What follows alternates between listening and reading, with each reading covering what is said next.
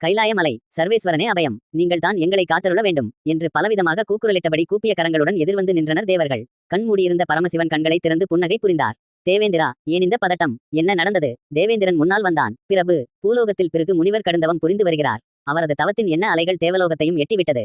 அவரது தவ அலைகளை தடுப்பவர் எவராயினும் தன் அறிவு முழுவதையும் இழந்துவிட வேண்டும் என்று வரமும் பெற்றிருக்கிறார். அகில உலகங்களுக்கும் நாயகனாகிய தாங்கள்தான் இதை தடுத்து எங்களை காப்பாற்ற வேண்டும் என்று வேண்டினான். சிவபெருமான் புன்னகைத்தார். தன் இரு கரங்களையும் நீட்டி முனிவரின் சிரசை மூடினார். முனிவரின் என்ன அலைகள் தடைப்பட்டதன் காரணமாக சிவன் தன் நினைவில் இருந்த வேத மந்திரங்கள் அனைத்தையும் மறந்தார். பிறகு முனிவர் கண் விழித்தார். கைலாயபதியை கண்டதும் ஞான திருஷ்டியால் நடந்ததை அறிந்து வருந்தினார். பரமேஸ்வரா, தாங்களே ஆனாலும் நான் பெற்ற வரத்திற்கு விதிவிலக்கல்ல. என் தவத்தை கெடுத்ததின் விளைவை அனுபவித்துத்தான் ஆக வேண்டும். ஆனால் உங்களின் நெற்றிக் கண்ணிலிருந்து தோன்றும் புதல்வனிடம் நீங்கள் பிரணவ மந்திரத்தை கேட்டறிந்தால் இழந்ததை திரும்பப் பெறுவீர்கள் என்றார். பின்னாளில் சூரபத்மனை அழிப்பதற்காக பரமேஸ்வரன் தன் நெற்றிக் கண்ணிலிருந்து உருவாக்கிய குழந்தை முருகன் அளவில்லாத சுட்டித்தனமும் அளப்பரிய வீரமும் பெற்றிருந்தான். ஒருமுறை பிரம்ம தேவன் சிவபெருமானை தரிசிக்க வேண்டி கைலாயம் வந்திருந்தார். சிறுவன் குமரன் அவரிடம் ஓடி வந்தான். ஓ பிரம்ம தேவரே, நில்லுங்களேன் நில்லுங்களேன், என்ன வேலவா, எதற்கு இவ்வளவு வேகமாக ஓடி வருகிறீர்கள்?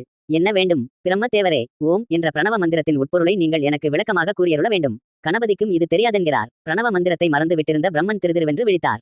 தன் இயலாமையை வேலவனிடம் தெரிவித்தார். கடுஞ்சினம் கொண்டான் கார்த்திகேயன். பிரணவ மந்திரத்திற்கு பொருள் கூற தெரியாத நீர் படைக்கும் உயிர்கள் ஞான சூன்யங்களாக அல்லவோ விளங்கும். நீர் படைப்பு தொழிலை தொடர்வது நியாயமில்லை. இனி படைப்பு தொழிலை யாமே மேற்கொள்வோம் என்று அவரை பூவுலகில் ஓர் உயர்ந்த மலையில் சிறையிலிட்டான். சரஸ்வதி தேவியும் தேவர்களும் ஈஸ்வரனை அணுகி பிரம்மனை காப்பாற்றும்படி வேண்டினர். கந்தா, பிரம்ம தேவனை விடுவித்து படைப்பு தொழில் செம்மையாக நடைபெற வழிசெய் என்று மகனிடம் ஆணையிட்டார் சர்வேஸ்வரன். முடியாது தந்தையே, பிரணவ மந்திரத்தின் பொருளையே மறந்துவிட்ட அவரை எப்படி விட்டுவிட இயலும் என்றார். குமரா, பிரணவ மந்திரத்தின் உட்பொருள் இன்னதென்று நீ அறிவாயா என்று வினவினார் வெள்ளியங்கிரிவாசனர். நன்றாக அறிவேன் தந்தையே என்று வேலவன் கூற, அப்படியானால் அதை எனக்கு உபதேசம் செய் என்று வேண்டுகோள் விடுத்தார் சிவபெருமான். குறும்பு கடவுளான சிவகுமரன் புன்முறுவல் பூத்தான். தந்தையே, உபதேசம் என்று வந்துவிட்ட பின்னர் நான் கூறு. நீங்கள் சிஷ்யன், இதுதான் உறவு. நீங்கள் கை கட்டி வாய் புதைத்து கேட்டால் நான் சொல்லித் தருகிறேன் என்றான். சிவபெருமான் கை கட்டியபடி குமரனை தன் மடியில் வைத்துக் கொள்ள சிவனின் காதில் பிரணவ மந்திரத்தின் உட்பொருளை உபதேசித்தான் குமரன். பிறகு முனிவரின் சாபத்தால் சிவன் இழந்திருந்த மந்திர சக்திகள் அனைத்தும் அந்த உபதேசத்தின் மூலம் பரமேஸ்வரனுக்கு திரும்ப கிடைத்தன. தன் சக்திகள் முழுவதையும் திரும்ப பெற்ற ஈசன் மகனை உவப்புடன் அணைத்து, தந்தைக்கு உபதேசம் செய்த நீ இன்று முதல் சுவாமிநாதன் என்ற சிறப்பு பெயரால் அழைக்கப்படுவாய். நீ உபதேசம் செய்த இந்த மலையும் இன்று முதல் சுவாமி மலை என்ற பெயரில் வழங்கப்படும் என்று வரம் அளித்தருளினார். சுவாமி மலை திருத்தலம் கும்பகோணத்திலிருந்து சுமார் 5 கிலோமீட்டர் தூரத்தில் அமைந்திருக்கிறது.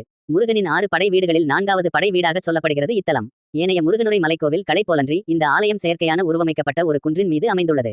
60 அடி உயரமுள்ள இந்த மலையில் தமிழ் ஆண்டுகள் 60ஐயும் குறிக்கும் விதமாக அமைக்கப்பட்டுள்ள 60 படிக்கட்டுகளையும் ஏறிச் சென்றால் தமிழ் கடவுளான சுவாமிநாதனை தரிசித்து அவனருள் பெறலாம். மலைக்கு கீழே சுந்தரேஸ்வரருக்கும் மீனாட்சி அம்மைக்கும் தனி சந்நிதிகள் அமைந்துள்ளன. அருணகிரிநாதரால் திருப்புகழிலும் நக்கீரரால் திருமுருகாற்று படையிலும் பாடல் பெற்ற ஸ்தலம் இது. தினம் 6 கால பூஜைகள் நடக்கின்றன. 7 கிலோ தங்கத்திலும் 85 கிலோ வெள்ளியிலும் அழகுற வடிவமைக்கப்பட்ட தங்க தேரில் வலம் வரும் முருகப்பெருமானை தரிசிப்பதற்கு 1000 கண்கள் வேண்டும். பக்தர்கள் சுவாமி மலையில் தங்கி இறைவனை தரிசிப்பதற்கு வசதியாக அறநிலையத்துறையினரால் பராமரிக்கப்படும் தங்கும் விடுதிகளில் அறைகள் மிக குறைந்த வாடகையில் கிடைக்கின்றன.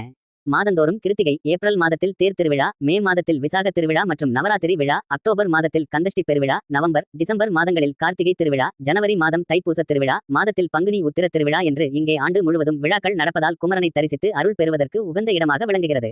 சுவாமிமலைக்கு திருவேரகம் என்ற இன்னொரு பெயரும் உண்டு. கவிகாலமேகம் எழுதிய வெங்காயம் சுக்கானால் வெந்தயத்தால் ஆவதென்ன, இங்கார் சுமந்திருப்பார் இச்சிறக்கை மங்காத சீரகத்தை தந்தீரேல் தேடேன் பெருங்காயம், ஏரகத்து செட்டியாரே என்ற தனிப்பாடல் கூட இந்த திருவேரகத்தை ஏரகத்து செட்டியாரே குறிப்பதுதான் என சொல்வார்கள். குமர கடவுள் அருள் மழை பொழியும் ஆலயமான சுவாமி மலையை நீங்களும் ஒருமுறை சென்று தரிசித்து அவனருளுக்கு பாத்திரமாகுங்கள்.